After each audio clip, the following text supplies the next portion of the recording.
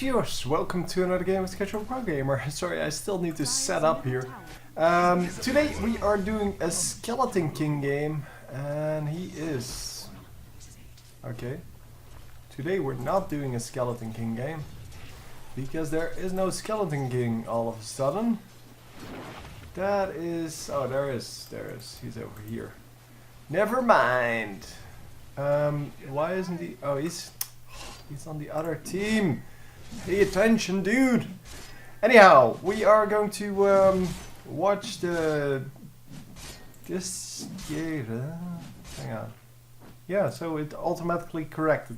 So it doesn't matter what I select there. Anyway, we are going to watch Skeleton King tear it up. He is, well, one of the simpler champions in this game, and currently he is jungling. So he kind of took top lane, and let me set it to free camera for a moment. So he is in top lane with yeah, this guy, which is the Gyrocopter, who is also a carry. So they kind of have full control over, or should have full control over that top lane, and because of that, they should have, well, enough pressure as well as enough last hitting power. So that is awesome. So as you can see, he's doing two things here. Well, first of all, he drew out the minions here, just in case you're wondering what happened. But he's doing two things. He's last hitting, and he is denying the creeps. And currently, yeah, that is the Nyx assassin, or sorry, the Weaver. Sorry, the Weaver coming in to try to steal everything, and being quite successful at that. The Rubik actually going to quite a low amount of health here. I don't know where we are. Yeah, we are over here. We're still jungling. Anyway, it doesn't really matter. So it is three guys top lane. Dire's bottom tower is under attack. Whose courier is this? Because that is a really risky position for the courier. If that is the enemies, but it is in fact our courier who is going to mid lane to Shadow Fiend to deliver his bottle. And yeah, with his bottle, of course, he has some more mana, some more health, and well, regen in general. And look at that, he might actually go down to this complete tower dive, which is of course no problem in this game. Yeah, tower diving is not a big deal here, so you can just do a whole lot of damage without taking too much damage. And as you can see, he's going to die again here if he's unlucky, but no, they cannot make it work. The last little bit of damage, just a little bit too much. And is at least the bear going to go down? Nope, the bear even lives, and it doesn't even matter.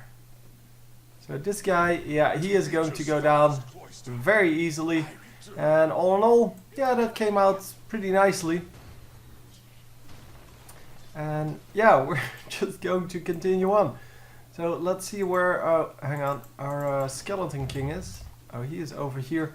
He is now in, where are we, bottom lane. Just picking up some minions, just last hitting against the turret. And as you can see, yeah, all he does is last hit. That's really all, or sorry, is auto attack. That's really all he does. So he does have a stun. That's this one. Oh, let me put on the player perspective, which makes it a lot easier for me to follow him around. Anyway, his Q here is a unit target. As you can see, it does damage. It stuns, deals damage over time, I guess. And it slows, but yeah, well, all in all, it is it's a great skill. And hang on, it does stun, right? Dire's middle tower is under attack. Doing damage and stunning, yeah, then dealing damage over time, blah blah, and slowing the target. So it is really his only active, I believe, except for his ultimate. And he has a vampiric aura, which gives him lifesteal, him and all units around him. And yeah, that's an awesome thing to have for anyone, but especially for him, because, well, he is he's kind of a well, run in with head first and hope to stay alive kind of guy. And he is going to heal up here with a healing salve. You get about 400 health from that, assuming that it doesn't get disrupted.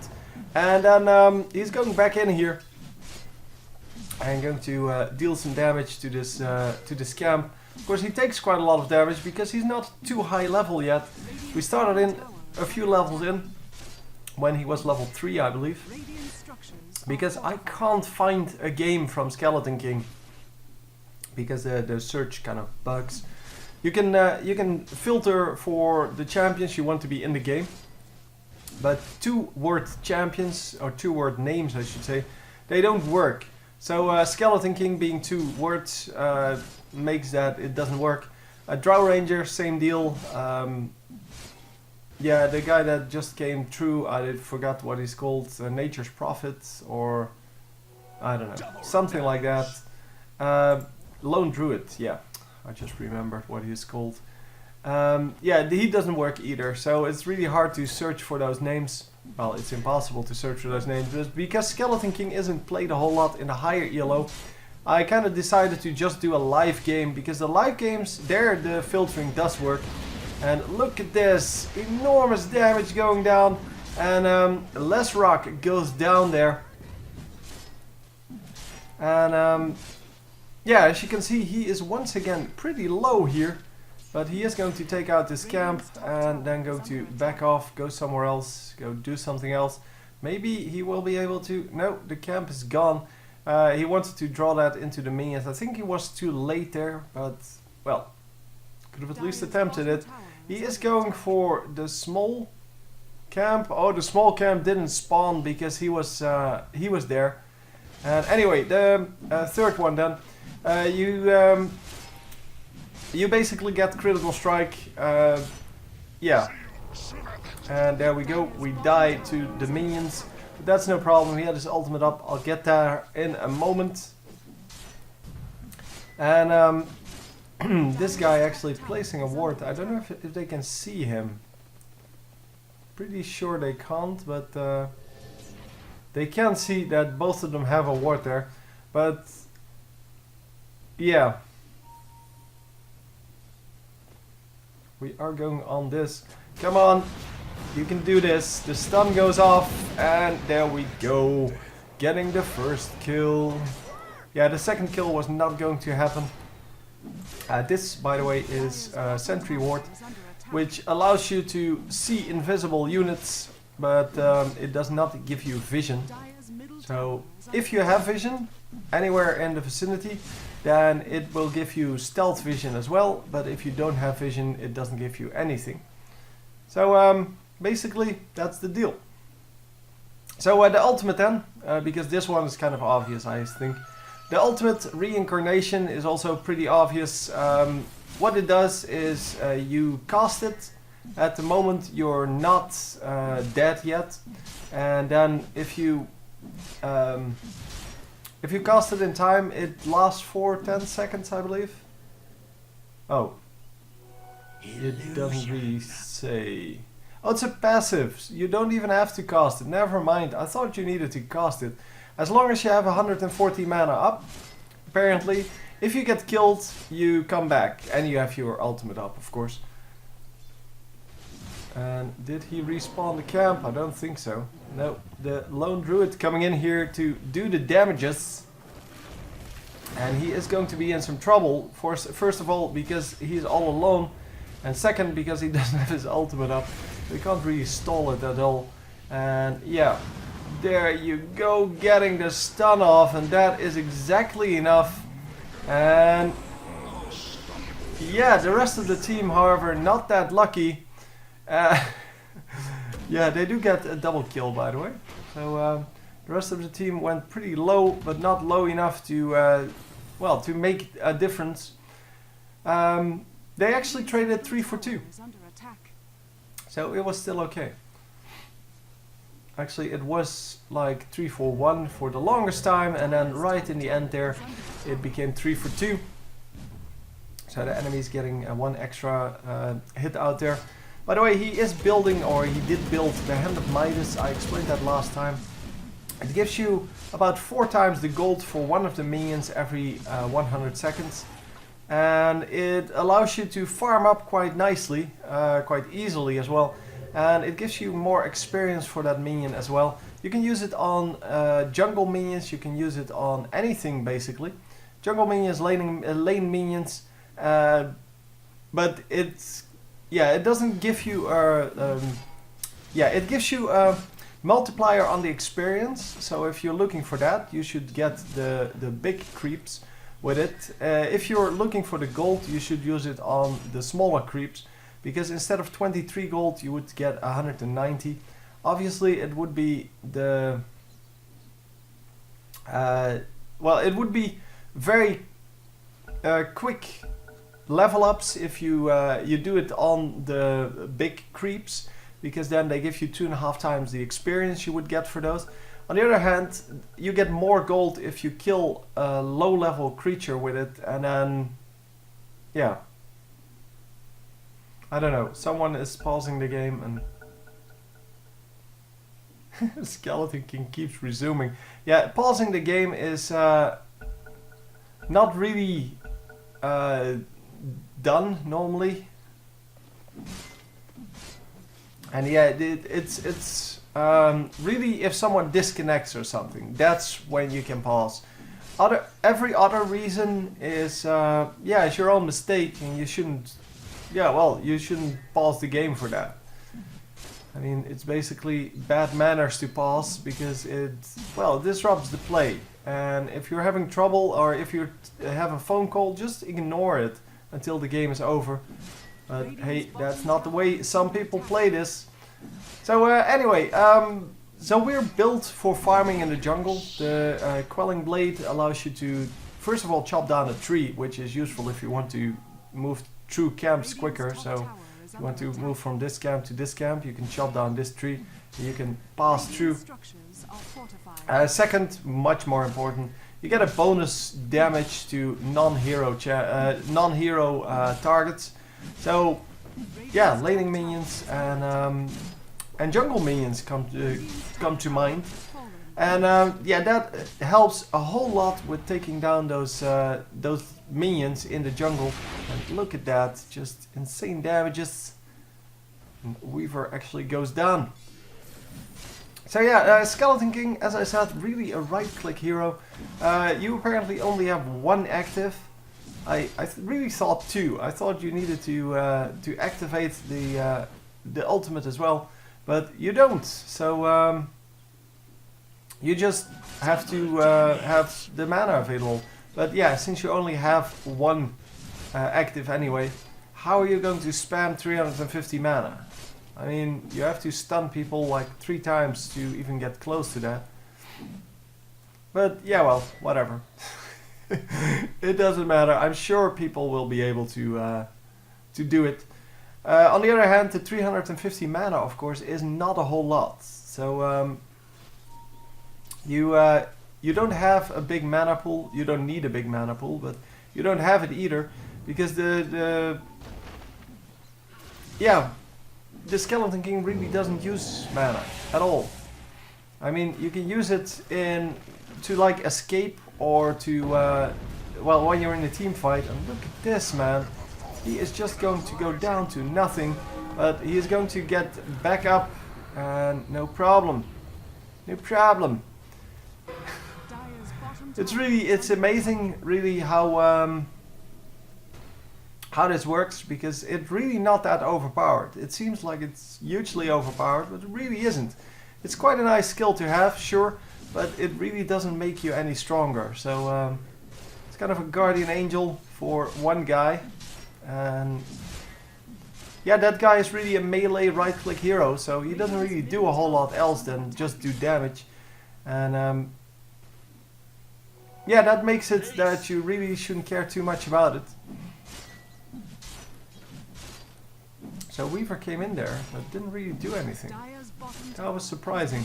I kind of thought he would attack here, but apparently Skeleton King's too strong for him. or something like that. So yeah, we're just building towards bigger items here. Yeah, I'm just waiting basically for him to start his real build. It's also why I didn't really care that the first few minutes were already gone. I think about 3 minutes were gone by the time we got here. But yeah, the early game is really much about farming for carries, and Skeleton King definitely a carry. So Lone Druid has a Gem of True Sight there. And yeah, we have 2 Hands of Midas on our team. Which is good, because he had 2 hands, of course. King Midas. So yeah, once you get 3, then yeah, you have to start wondering where did the 3rd one come from, because yeah, he didn't really have 3 hands as far as I know. But yeah, I'm not an expert in literature, so he may have had 3 hands. I don't know. Just seems like he didn't, but well, you never know. People will always surprise you. Anyhow, yeah, it's just farm. Farm. He really doesn't care about the team fight yet. He will eventually have to join the team fights, of course. The Age of the Immortal picked up by Lone Druid, so that is the enemy team here. They picked up Roshan, and yeah, well, you can really stop that. But yeah, that's pretty nice, because for the next 4 minutes, that means that if Lone Druid dies, he is going to resurrect, just like the Skeleton King. Normally you, of course, want your carry to pick that up. I guess Lone Druid was doing it on his own, or something like that, because he has that bear to tank for him. Shadow Blade is the item of choice. It's a really nice item. I'm definitely not discussing that, but yeah, the Shadow Blade gives you invisibility, it gives you movement speed, it gives you, I believe, attack speed and damage. So all in all, it's exactly what he needs, including the invisibility, because the invisibility makes that he can close the gap between him and his opponents without them noticing, and that is excellent, of course. And it makes it also easier to escape the first time, but once they realize you have Shadow Blade, they will just buy some Dust of Appearance, and yeah, bye escape. But yeah, you can still get into the situation with the Shadow Blade. So yeah, Shadow Blade more of an offensive item than a defensive item. Although every now and then it will still work as a defensive item. So you can still use it to get out of there. So yeah, just waiting for him to farm enough to actually get that. And now it is on its way. And he's going to get that, no problem. I don't know what he dropped, it doesn't matter. It's probably one of the iron branches. Because iron branch is really useful for early game, but not useful at all for late game. And because of that, because it is not useful for the late game, people tend to either sell them if they have time, or yeah, just throw them on the ground, because they're worth like, I don't know, 20 gold, 23 or so. You buy them for 53, so I'm guessing they're worth about 23. We can actually see. No, we cannot see. No, well, doesn't matter. It's worth nothing. It's basically 1 laning minion or about 2 jungle minions. So it doesn't really matter.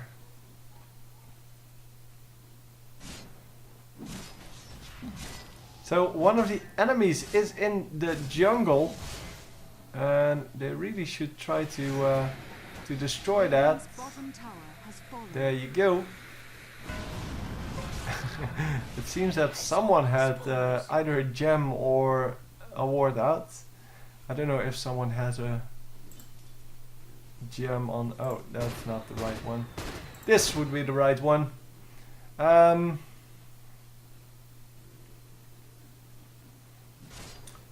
Yeah, it doesn't seem that anyone has the gem. So was there a ward then? Or some dust? Did I miss dust? Oh, Dust of Appearance. There it is. So that's their counter to the Invisible Weaver. Oh, by the way, here's the gold. 10,000 gold on this guy. On the Lone Druid, he has been doing a very good job of farming. Shadow Fiend, yeah, about 9,000 gold is yeah, pretty far behind here. And Skeleton King is at 7.7. The Gyrocopter, by the way, is by far the highest. 11.7, and well, the whole team is ahead, so that's because of the kills, of course. They have 2 more kills. They have a little bit of extra pushing power. They got 1 more turret, I want to say. No, actually, the turrets are equal. All lanes have lost their tier 1 turrets on both sides. So actually, here the tier 2 turret is also down. So we're actually 1 turret behind. Okay. So yeah, that's surprising. And what are we going to see over here then? Are we going to land this kill? The stun goes down, and that's why you have that stun. You use it in extraordinary circumstances where you can, well, get the kill on someone. Like here. Well, without the stun, that wouldn't have been a kill. But yeah, well. So here you could actually sell the what's it called? The iron branch. So yeah, you did get a little bit of gold from that, but as you can see, 44, 53, the minions in the lane give you a pretty decent amount of gold. So yeah, don't worry about dropping those small items. Also tangos, yeah, if you drop them, nobody cares. Although for tangos it would be better to destroy them, because the iron branches can't be picked up by anyone else except for you. So nobody can sell them basically. They can destroy them, but that's not a problem. The tangos, however, so all the... oh, they spotted him. There is a ward up there somewhere. But yeah, he didn't have mana up. And he now used a lot of gold to come back into the game. So yeah, he bought back into the game, and because of that he loses some gold, but he doesn't have to wait until, well, he comes back up naturally. And yeah, all in all, sometimes that's worth it. In this case, I don't think it's worth it, but why is he fighting these clones? I don't really understand. I guess, yeah, the lone druid just left him there to spot for him. But yeah, obviously you normally don't fight the clones because you know they're clones. And if you just ignore them, they will go away. So anyhow, Hand of Might is once again used on one of the minions there. And he's just going to farm. These are the most hated creatures, I guess, in the jungle. Yeah, they are called mud golems, but their actual name is something different. I forgot what they're called, but they are immune to magic, which doesn't matter at all to the Skeleton King. But to most other people it does matter, because most junglers use some kind of spells